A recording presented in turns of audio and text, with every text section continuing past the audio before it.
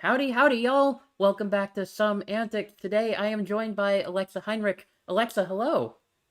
Hi, thanks for having me. I'm excited to have you on. This is, in a weird way, it's both your first and second time on the stream.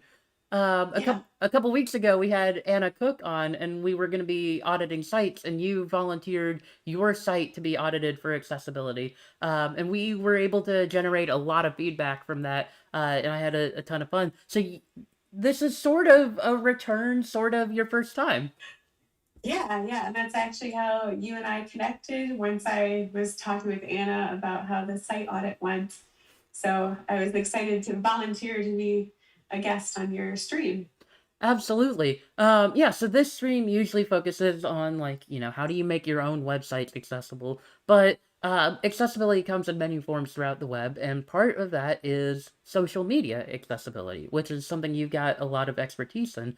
Um, how did you come to social media accessibility? So I am a social media manager for a college in Florida. And I previously worked in Chicago for a very large academic system that had several colleges within it. And my main responsibility was social media, but I also worked with some of the digital assets on our websites.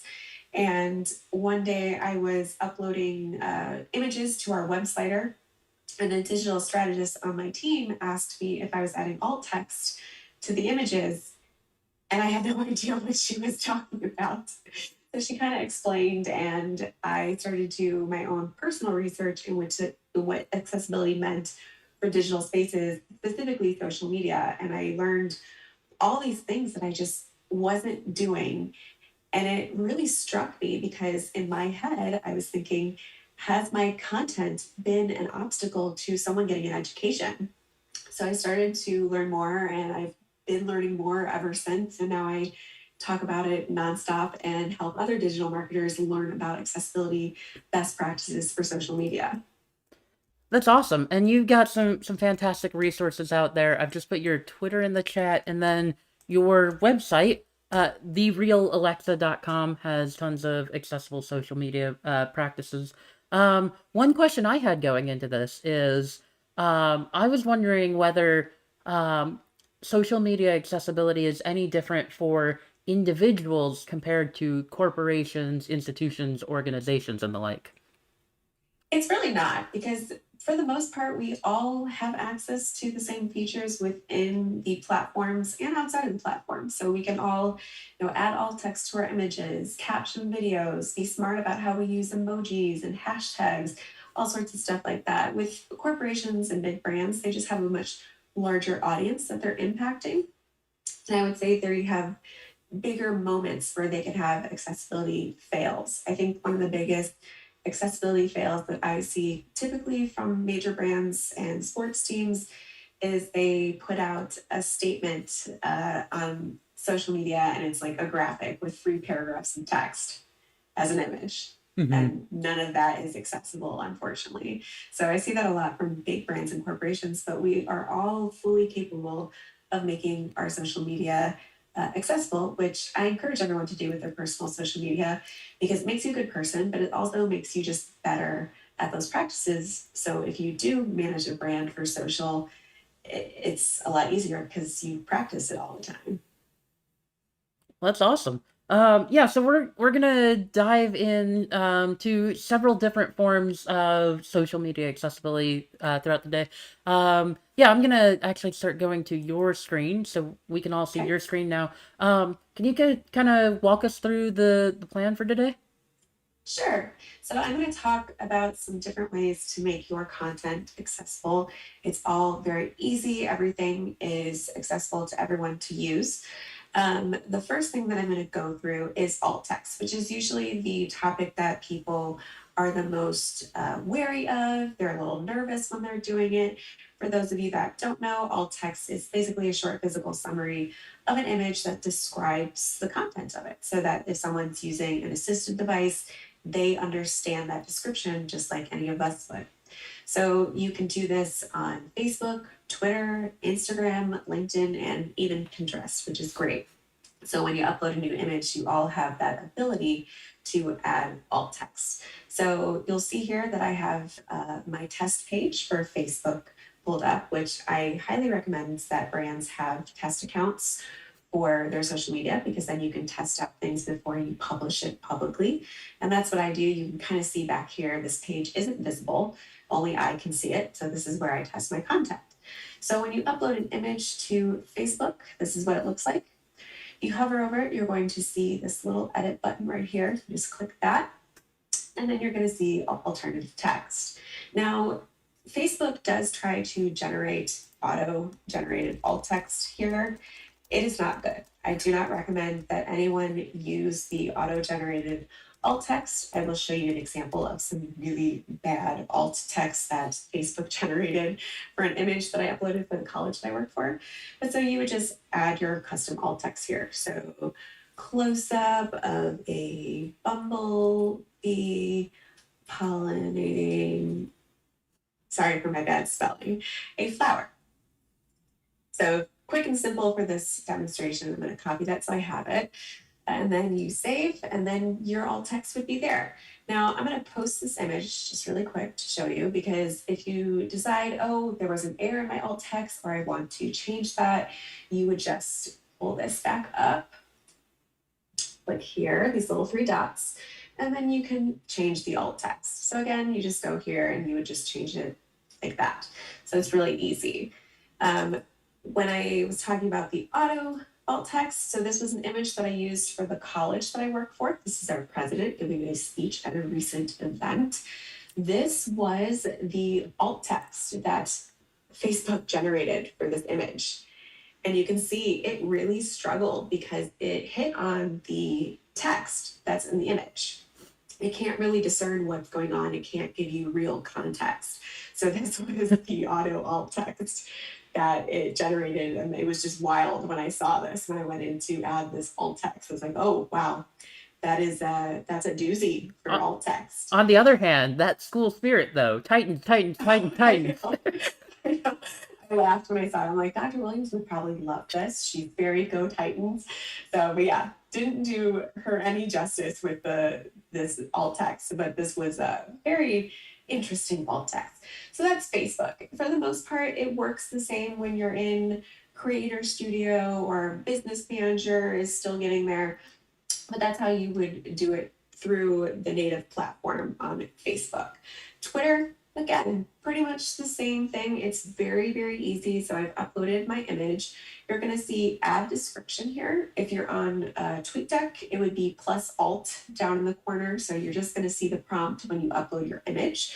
This actually used to be something you had to turn on in Twitter, and they changed that last year, which was great. They just made it automatic. Like, why would you want to give people the choice? You should prompt people. So you just click add description. You can see there's an option to crop it, but I'm going to use the alt text. So I'm just going to use the alt text that I had copied and pasted. And there you go. So then you save, and this would be your alt text. And as a user, as the original poster, so when I tweet this, it'll post, you'll see as the original poster, you actually can see this alt, which lets you as the poster know, okay, I did add alt text. Whereas this one, which I didn't add alt text, does not have that. So this would be a flag to me of, oh no, I forgot to add alt text. Mm-hmm. So that's pretty straightforward for Twitter. I want to LinkedIn. say, sorry, back on the Twitter thing, that alt badge, I want to say they recently added a feature where you can click the alt badge there, and I think it shows your alt text in like a little pop-up. I think it I is a think, brand new thing they've added. oh my Oh, gosh, it does. This is awesome. I just tested this before and it wasn't doing it. That is, oh, I'm so excited. Ben, you just made my day. hey!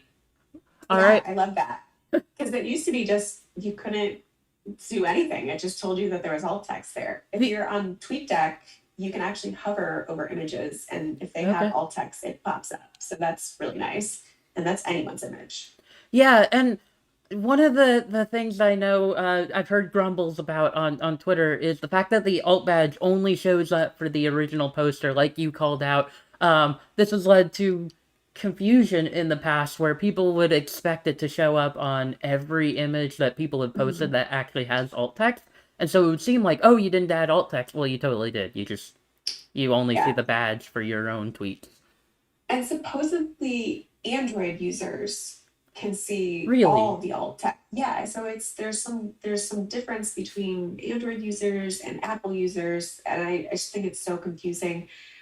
Same thing with you. So you can add alt text to GIFs. Actually, I should show you that. Yeah, let's do You it. can add alt text to GIFs. So let's find one. Here we go. We'll just do this.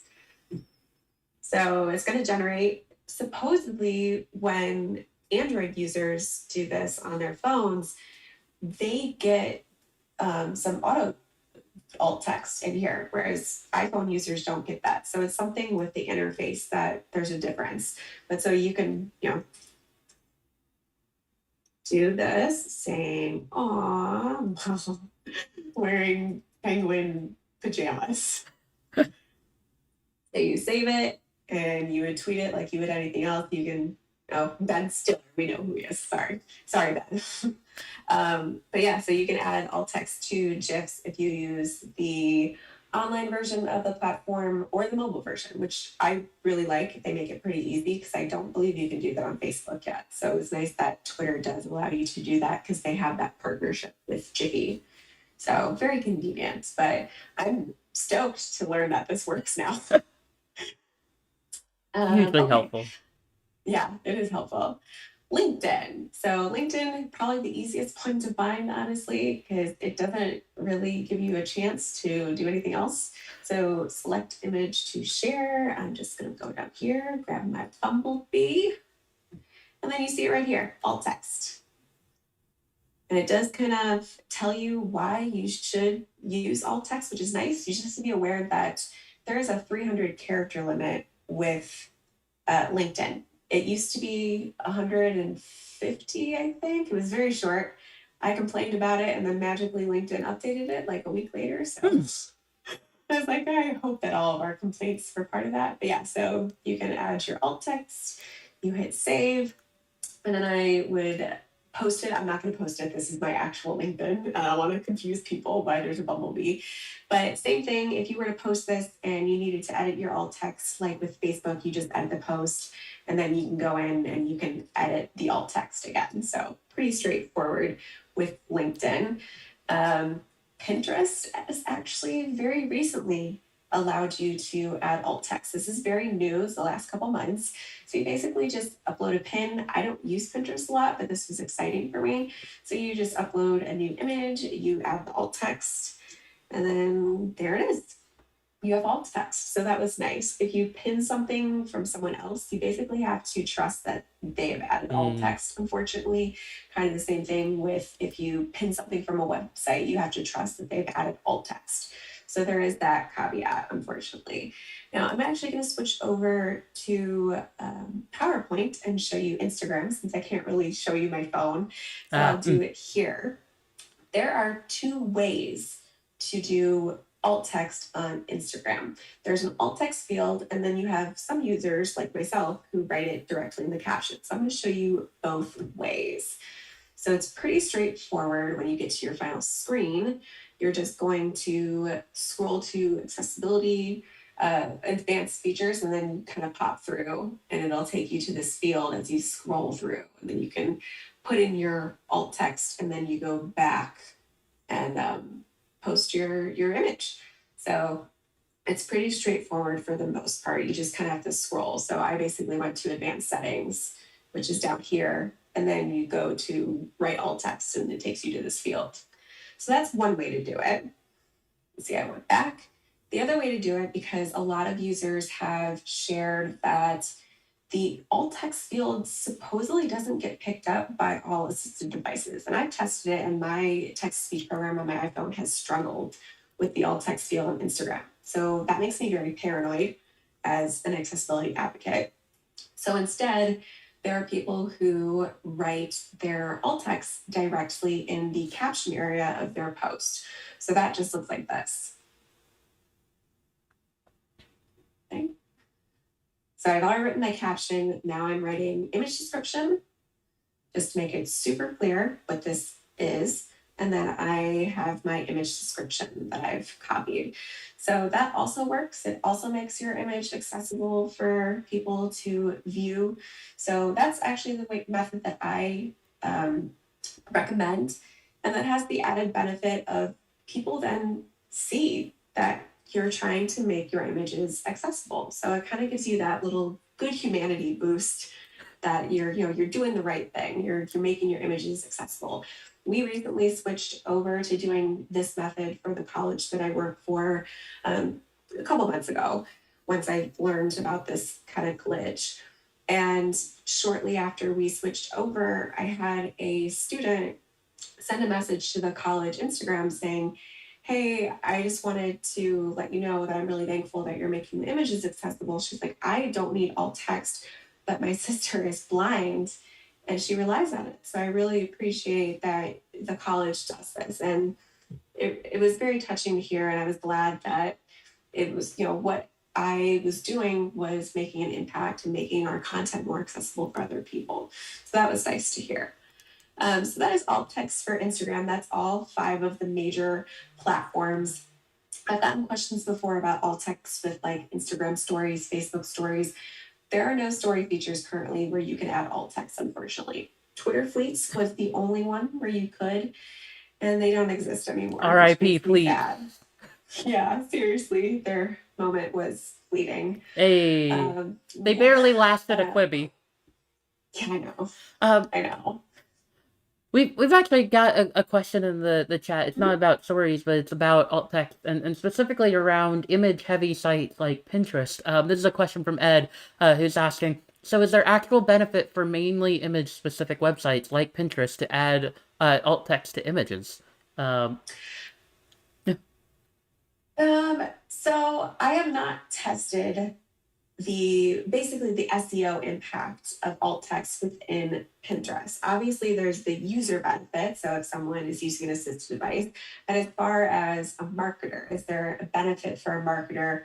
Well, more people can access your content. So that's mhm, always what I tell people from a marketing standpoint. If you make your content accessible, more people can access it, which as a marketer is all I ever want. I want as mhm, many people to see my message as possible. From an SEO standpoint, I can tell you that the alt text field on Instagram, depending on what you write in there, can affect your search results within the app. So if you have a certain keyword that makes it into your alt text field on Instagram, you may see a boost in the engagement on that post.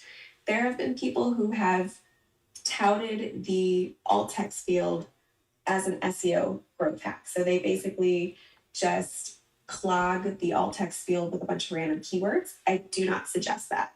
You want to use that field for accessibility. If you can logically work your keywords into your image description, awesome, go for it. But if you're just listing a bunch of random words to mhm, boost your SEO within the app, that's really bad. That's the opposite of accessibility. mhm. So I do not suggest doing that. And then I'm currently running a year-long test on alt text and engagement for Twitter, which Ben, I know you probably see every day if you haven't muted it yet. Um, but I'm testing to see, does alt text on images impact the engagement of images within Twitter? So we'll see how that works out. I'm about 3 months into it. So yeah, it kind of depends, but alt text is not indexed with search engines the Mhm. way that web images is, unfortunately. Yeah, and I think what Ed might be getting at is more on the user experience end, where like with perhaps the question of, if you've got an image heavy site, is that even likely to have a strong, for instance, vision impaired audience, right? And so is there like quote unquote really a benefit? I would say like yeah, I would say there still totally is because I mean you don't want to be like unnecessarily exclusive, honestly, right? Right. Like folks are still gonna use it. Yeah. Folks are still gonna like use it to bookmark their recipes and such, right? So Mhm. yeah. Well, and also, I think it's important to remember that disability is a full spectrum of situations, possibilities. People who are blind are not Hmm. necessarily totally blind or permanently blind. You could be injured and have a temporary disability. I got so sick one time with an ear infection that I lost my hearing for a couple of days. So it's really important to remember that Mhm. there are a lot of different scenarios when it comes to disability and the people who engage with your content. So I turn on my text to speech program a lot of nights because my eyes are just tired. So I just use that to navigate through different apps because I just don't want to stare at a screen anymore. So it's important to remember there's a variance of Mhm. possibilities when it comes to your content. Awesome. I wanted to call out a few people have resubscribed. I see Joe has, Ed has, Alex has. Thank you so much for resubscribing. Just remember that the subscription income is going to be used to fund professionally made closed captions for these recordings. Right now, that's a very manual process, and so just that's what your subscriptions are going towards. Plus, I'm gonna work on getting more emotes in there, so don't worry, those are coming. So thank you all for subscribing. And thank you, Ed, for your great question. I do appreciate questions like that because it's just a good way to remind people about disability and accessibility. So thank you. I'm going to show a quick demonstration of basically what a tweet sounds like with alt text and without alt text. So Sounds good. obviously this one doesn't have the little marker. So this is what your tweet sounds like when it doesn't have alt text. Alexa, and alt text Alexa. Alt text makes your images accessible for blind and low vision users. Image. 25 seconds ago. So that's all you hear. You just hear image, and that's it. So you might as well have just not tweeted an image at all. Whereas with alt text, Alexa, and alt text Alexa. Alt text makes your images accessible for blind and low vision users. Image. A translucent pink jellyfish flowed aimlessly through dark blue water. 11 seconds ago. So I think that was way more descriptive, gives you a better idea of what the image is. So that's kind of what you want to keep in mind when it comes to alt text. If you're not going to include it, then you may as well not include the Mm-hmm. image at all. So, and I know for anyone who's within web development and web design, I've gotten this question before. There's no such thing as a decorative image on social media. If you choose an image to go out with a post or a tweet, there's a reason for it. It's not simply there as decoration. I know within websites there are such things as decorative alt attributes. We don't really have that within social media. Nothing's ever going to be decorative for an image that you post. So it's something to keep in mind because Mm-hmm. I've gotten people commenting on that before. I'm like, no, that's not a thing for social media. So we're going to move on to I some. Yeah, and I wanted to say with the alt text that you provided for the jellyfish, I really loved the inclusion of the word aimlessly. Like that, I Thank think you. was very vivid in a way that I really appreciated. Yeah, I like to remind people that writing alt text is a completely subjective exercise. I get a lot of people who are stressed about writing alt text. Is my alt text too descriptive, not descriptive enough, too long, too short? It completely depends on the image, the situation, the rest of your content, how it plays into that. So yeah, it's always going to be different. It's different image to image and creator to creator. So as long as you feel that you are providing the most important details that you want the viewer to understand, then your alt text is great. And you're probably doing more than what a lot of people do on social at this point. So yeah, I try to keep mine pretty clinical, but throwing in words like floating aimlessly kind of, it gives you that jellyfish feel. They just kind of bob around. That is their existence. So thank you, Ben. All right, so I'm going to talk a little bit about some things that you don't want to do when it comes to social media. So, we're all very familiar with emojis. We've started to see alternative characters on social media. We've seen stuff like ASCII art right here. So there are different ways that these impact the accessibility of your content, especially if someone is using an assistive device like a screen reader or a text-to-speech program, which is what I use on my phone to test content. So emojis, for those of you who are not familiar, they all have unique descriptors assigned to them that make them unique. They are coded that way. They have different appearances on different browsers, different platforms, but they all have to have a unique descriptor assigned to them so that they can be coded on the back end properly, essentially. Even the emojis with custom skin tones will get an extra identifier. So you could have waving hand, but then you could change the skin tone and it would be waving hand, light skin tone, something like that. So it's important to keep in mind, especially when you use them in content, because if you put them in the middle of content, you could make your message confusing. Using your emojis as bullet points is very popular right now. It's aesthetically pleasing, but it can make your content confusing, which I'm going to demonstrate here. Using emojis as bullet points or in the middle of your content can be problematic. Their assigned descriptions may party face with a party horn, hat, and confetti not be appropriate for your content. Upward turned hand with medium, light skin tone gesturing with fingers pinched together. Make your content much longer than intended. Brain, cause clarity issues. So you kind of hear there that those emojis were very confusing. The party hat one and the hand one were very long. You heard the skin tone described in the hand one. The brain one was just like brain, causes clarity issues, very abrupt. So when it comes to emoji, I always suggest that people put them at the very end of their written content so that they don't cause any clarity issues or make your content confusing.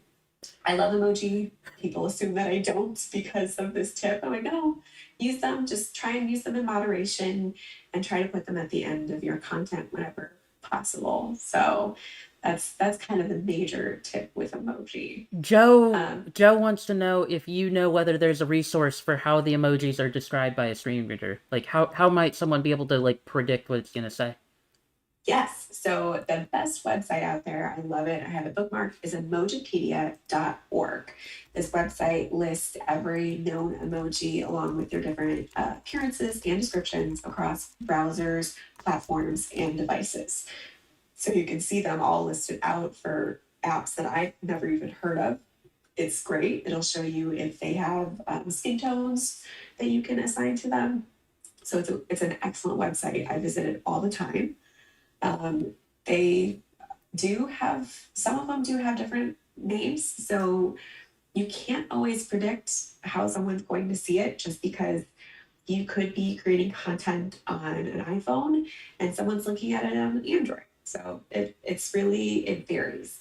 That's why I always encourage people to be really smart about how they use their emojis. But yeah, emojipedia.org is excellent, outstanding website. Their Twitter account is very funny too. It's very cheeky and it talks about a new emoji coming. So I definitely highly recommend emojipedia.org. It's also worth noting with emoji, if you use, like, if I were to use 10 brain emojis in a row, some assistive devices, instead of saying brain, brain, brain, brain, it'll just say 10 brain, and that's it. So it's kind of funny that way when you have uninterrupted emoji cons.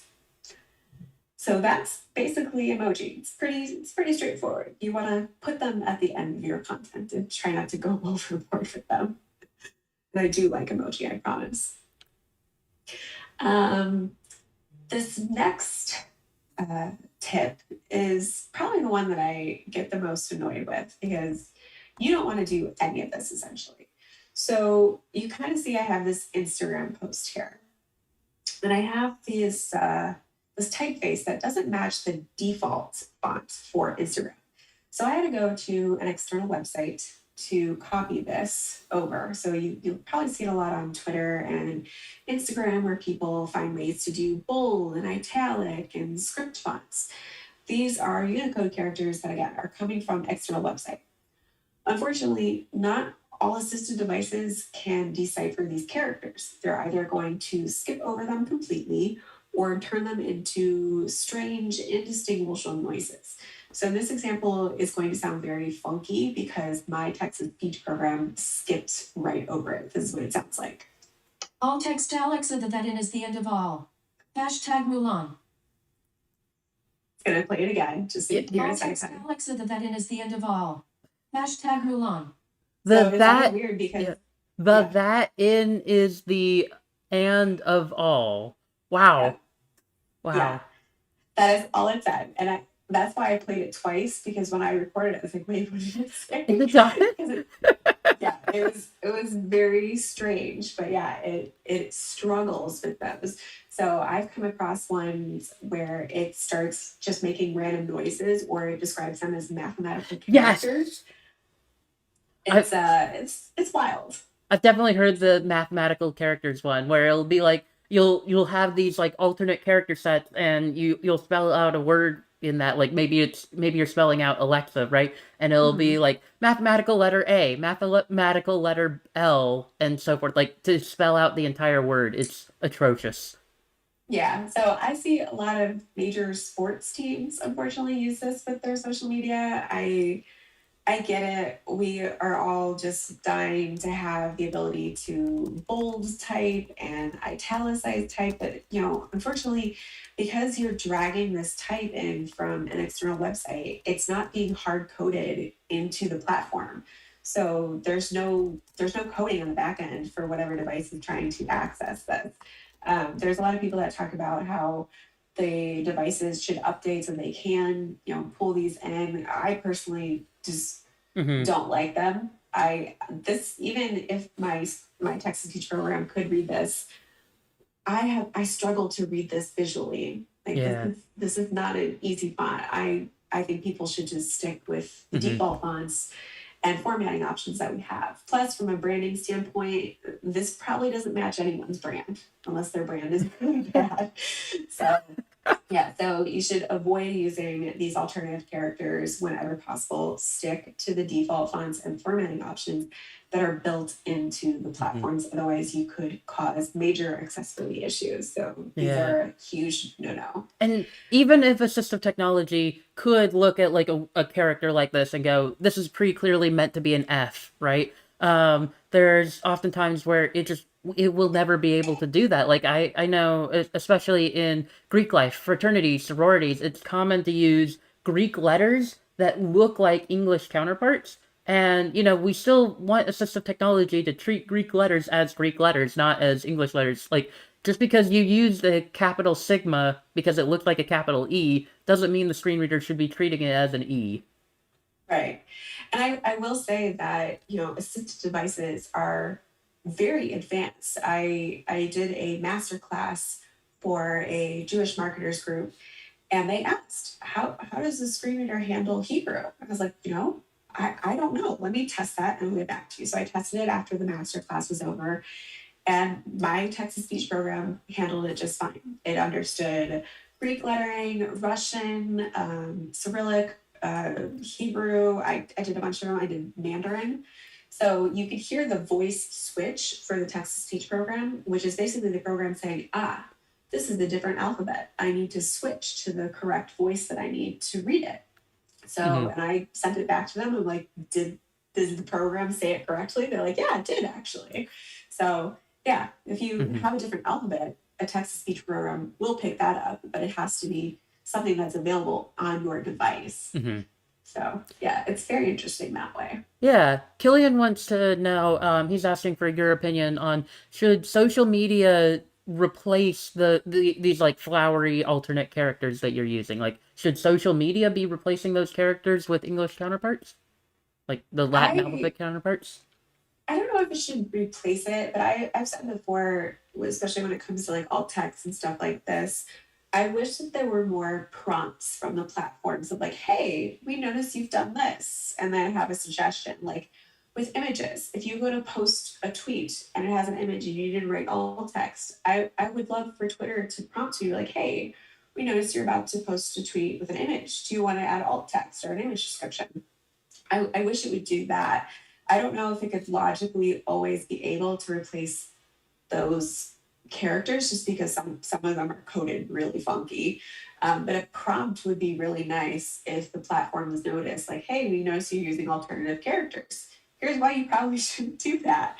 Something like that. So I wish that the Hmm. platforms were more proactive about that. I mean, I give like Twitter props. They try pretty hard with their accessibility features now. They've been working on them a lot in the past year, but I think even more could be done. Hmm. But yeah, a prompt would be great.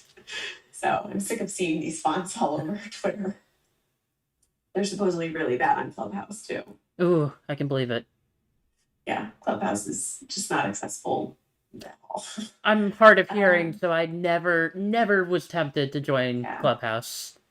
Yeah, it's super disappointing. Supposedly they are, so for those of you who aren't familiar with Clubhouse, Clubhouse is an audio only platform. They've been around for about a year and a half. They were very popular at the beginning of the pandemic.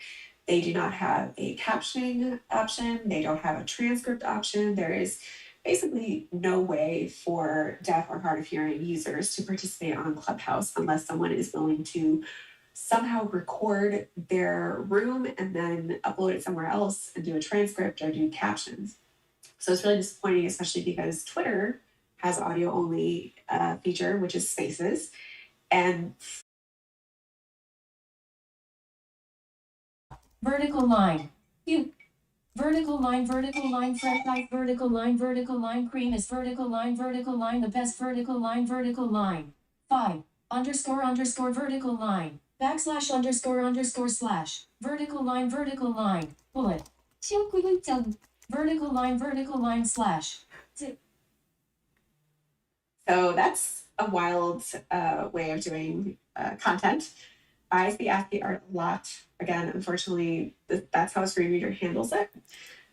If you want to do ASCII art, the only accessible way to do it is to screenshot your creation. So if I wanted to make this in, let's say, Microsoft Word, I would.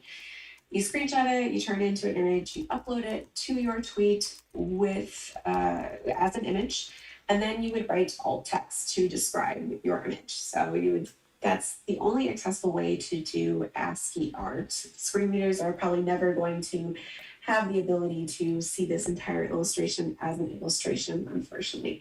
It should also be noted that ASCII art, depending on which device or platform you make it on, can look different across platforms.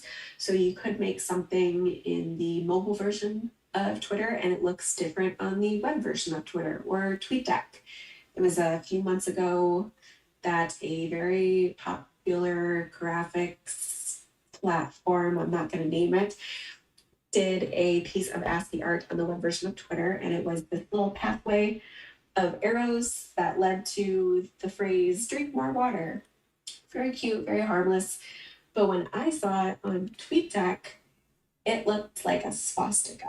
So I do not recommend using ASCII art in its traditional form. The best way to do it is to create your ASCII art and then screenshot it and upload it to your post or tweet as an image and add alt text to that image.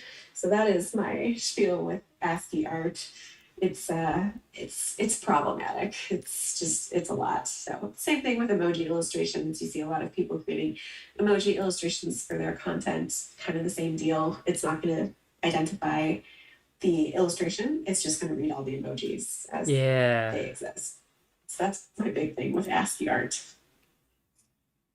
Yeah, I just realized now I had muted. I had a temporary internet glitch. I think we are back. But I just realized I was muted. Yeah, that is yeah the ASCII art being so dependent on exactly such and such many characters per line, like and also I've seen the emoji art too, and yeah that also just sighted users are gonna see a picture, right? But like folks who have to use text to speech are going to encounter everything, you know, character by character or word by Yeah. word. Yeah. I have a demonstration on my website for ASCII art. And I went looking for the most complicated ASCII art I could find just to really drive home the point. And it was a helicopter with a ladder dropping down and a little person hanging off the ladder saying something. It takes forever to get through the entire recording. I think it's like 3 minutes long or something of the screen reader trying to read the ASCII art. And obviously, I've had screen reader users tell me before, if something is like that, we're just going to skip it. They shouldn't have to do that, is the point. Mm-hmm. They shouldn't have to be inconvenienced like that by your content. So, yeah, ASCII art is just a whole beast of inaccessibility when you use it like this. It's a wild thing. So, I don't have a demonstration of it here, but I was just going to briefly mention hashtags. Um, I feel like most people are pretty familiar with this particular tip, but when you do hashtags on social media, you want to write them in camel case. So I'm going to write one really quick so you can just see what I mean here. Oh no, did my clicker go? Hold on. My mouse does this sometimes where it like disappears for whatever reason. So let's do this. There we go. All right, so this is called camel case or Pascal case. Some people call it title case. Basically, it just means that you type your hashtag like this. The capital letters or spaces or punctuation is how a assistive device is going to denote separate phrases or words. So it needs these capital letters to know to say camel case and not to say this as one word, which it would if you wrote it like this. This gets tricky on social media because most of the platforms want to prompt you to use all lowercase. I don't know why. It drives me up the wall, but you want to write your hashtags like this when they're compound, not this. So there's some very famous hashtag fails out there where people, when you write them in all lowercase, they look inappropriate or wrong. We can all Google some that are pretty famous. If you go Google Susan Boyle hashtag, you'll find a pretty good one. But yeah, so you always want to write your hashtags like this. So camel case or Pascal case, even if you do write it like the true way to do camel case as a web developer, which is like this will still work. So it'll still know to keep reading it as camel case. So that's, I know I've gotten web developers telling me that camel case. I'm like, I know, I'm sorry. I don't know how marketing screwed it up, but this is how I learned it. But so that's how you do hashtags. Yeah, one example I've heard, because usually screen readers and assistive technology are usually pretty good at figuring out the words, even when they're all lowercase. It's just a couple of times here and there. But what I've heard is that these capitalizations can make the difference between not all men and no tall men. Yeah, yeah. And technically, this case is easier for literally everyone to read because it's just how our eyes track movement. So this, I mean, plus aesthetically speaking, this looks better. Like it looks like a real word that you could read. When I write out my URL for promotional reasons, so I don't expect people to click it, I usually write it as the real Alexa, .com. Like I know that the URL is not going to stay like that when you click it, but this just makes more sense visually because people can actually read it. So, and the last thing I'm going to quickly show everyone is the easy way to do closed captions. So I know there's a lot of apps out there if you want to do open captions, but let's say you wanted to do closed captions. You either wanted to upload something directly to Facebook, Twitter, LinkedIn with an SRT file, or you just wanted to have closed captions. I prefer closed captions. Real quick, what is the difference between open and closed? So I'm glad you asked. Closed captions are basically captions that you can turn on and off. We see them on streaming sites. We see them on YouTube, Vimeo. You get the option, you get the button that you can turn CC on or off. Open captions are permanently burned onto a video in post-production and you can't turn them off. So they're always visible. So I kind of get a kick out of people on TikTok. Before they had their closed captioning option, which has been rolling out to more people would do open captions using the text tool in there and they would write CC and then their captions. I'm like, those are open captions, they're not closed caption.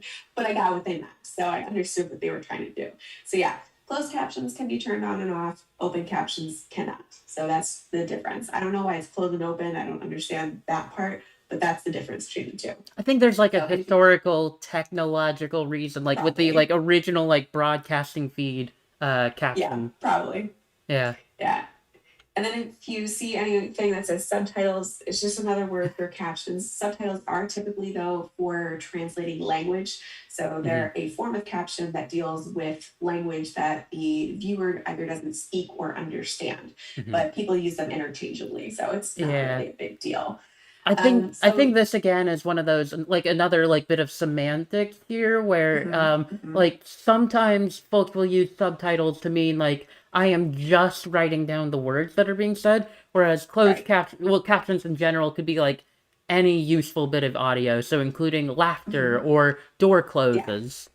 Exactly, because you definitely want to include those if there's important noises in your video. You would want to include that.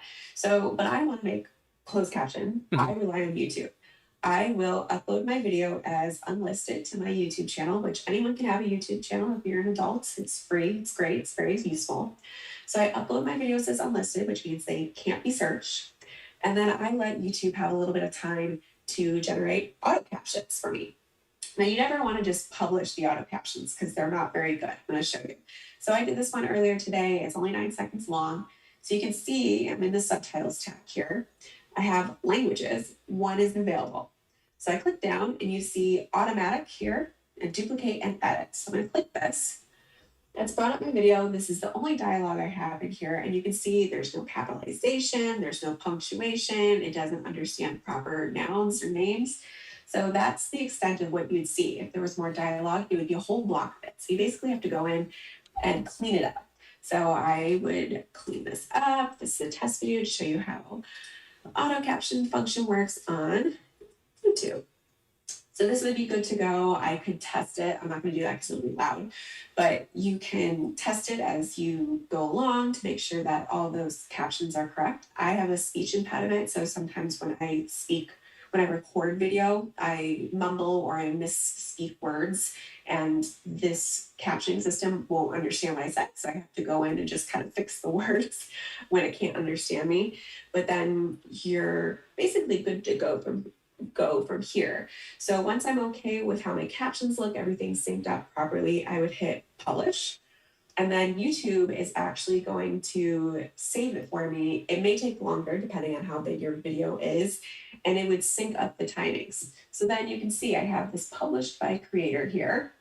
I can edit it if I want to. You can see that YouTube has synced the timing for me. So that's very, very helpful. These are in microseconds. So I'm gonna get out of that.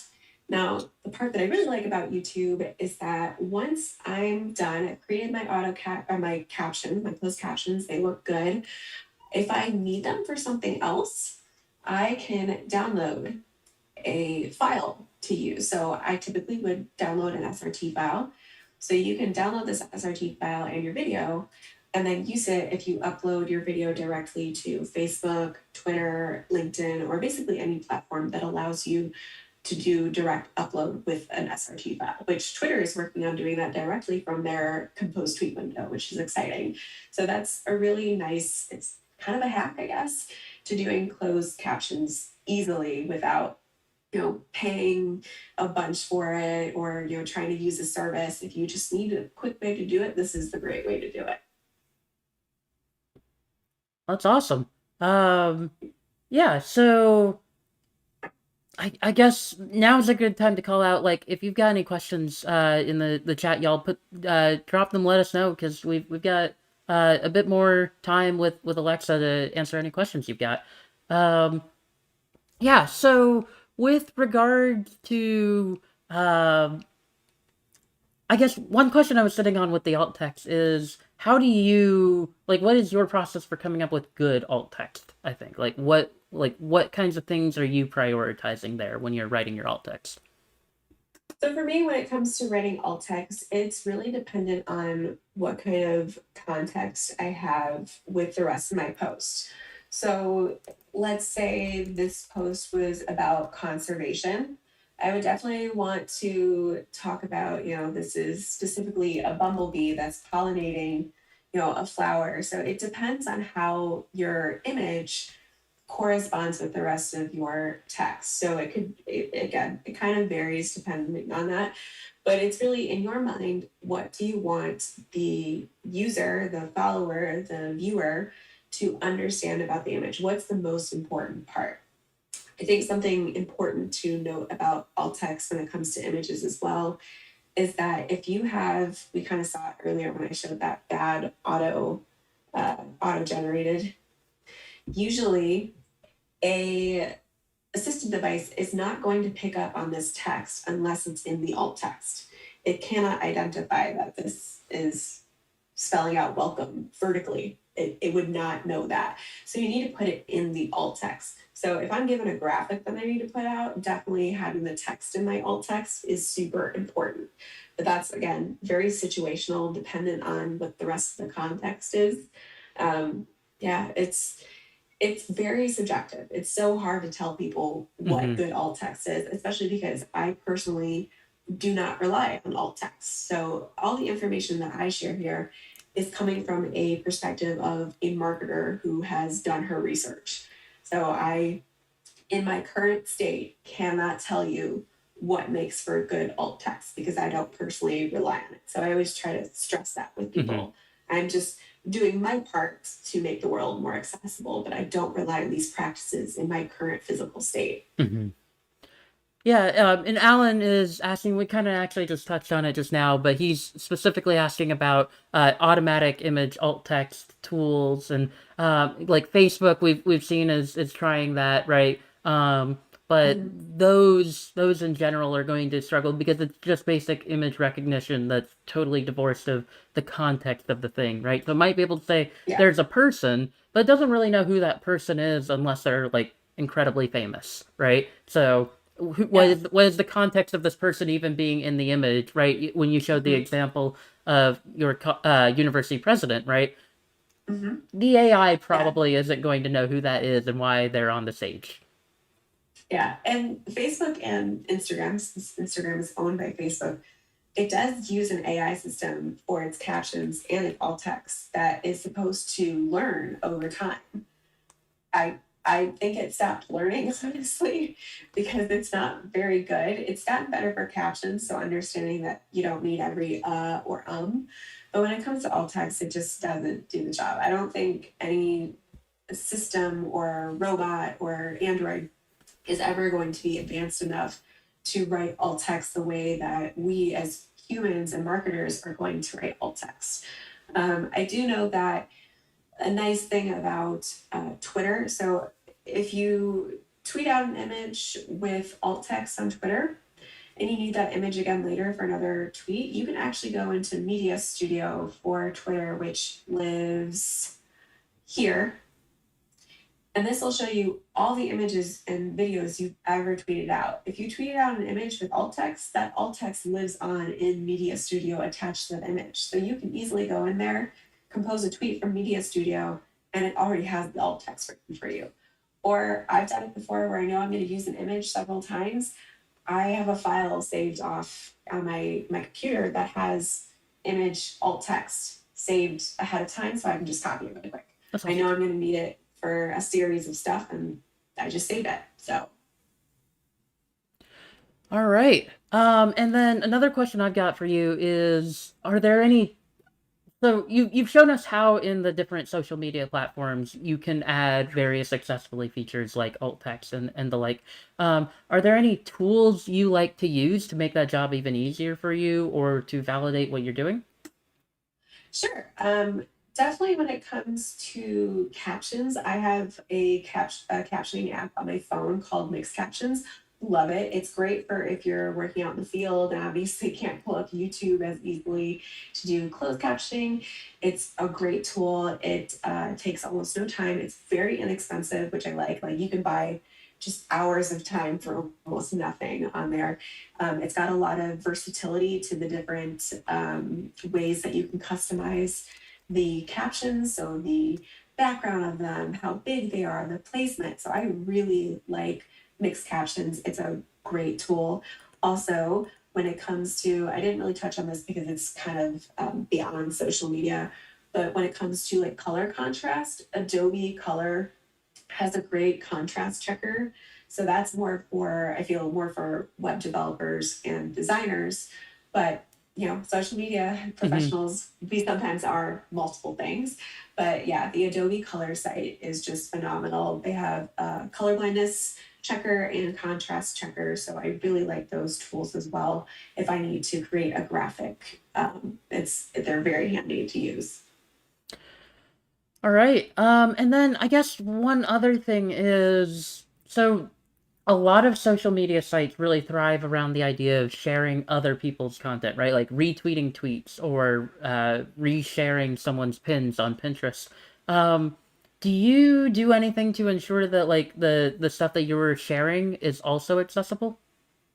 I try to. I'm not perfect all the Sure. time. Sometimes I'm moving so fast, and I feel like the written part of a tweet is super important, or the story it links to, and I fail on that part. But I do try to be aware of that when I'm retweeting content. I get people who ask me how do I know if there's alt text, and I always tell people you should try using the text to speech program that's built into your Mm-hmm. phone. So iPhone has VoiceOver, Android has TalkBack, or if you use Google Chrome, you can right click on an image, do inspect. So I'll do it here.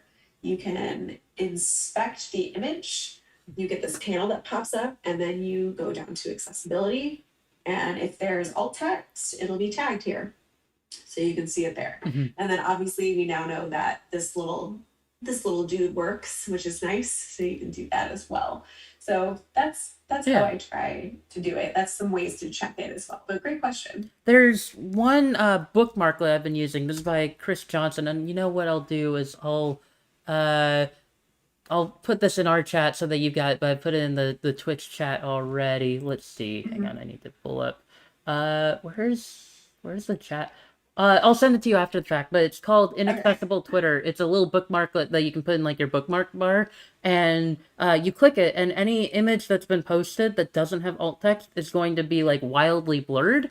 And if it does have alt Ooh, text, it won't be blurred, and there'll be like a little banner above the image that reads out the alt text for you. So it's one thing I that's like to awesome. use like to ensure I'm not retweeting inaccessible images and the like. So I put That's that in the great. That's a chat. great tool. Yeah. Yeah, there's a lot of extensions out now where you can do alt text. There's an alt text reminder account that's basically a bot set up to Hmm. remind people like, hey, you forgot to do alt text on this image. So yeah, people have gotten really savvy. I wish that the platforms would adopt some of these methods for reminding people about alt text and other ways to make their content accessible.